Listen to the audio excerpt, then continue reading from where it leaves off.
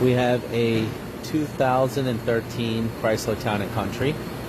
This is the totally integrated control module, power module. We call it the TIPM.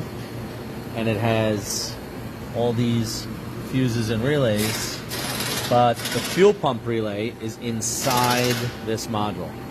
It's integrated in here.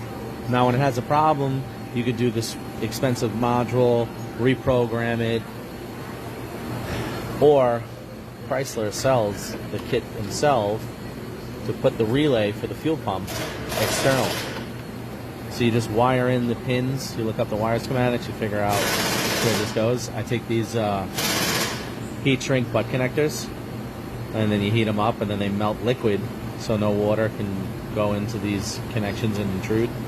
But this is the repair for the fuel pump relay instead of changing this whole assembly. For now, forever, it's got its own fuse.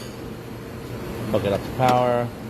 I'll mount it all nice over here, and you know, easier solutions.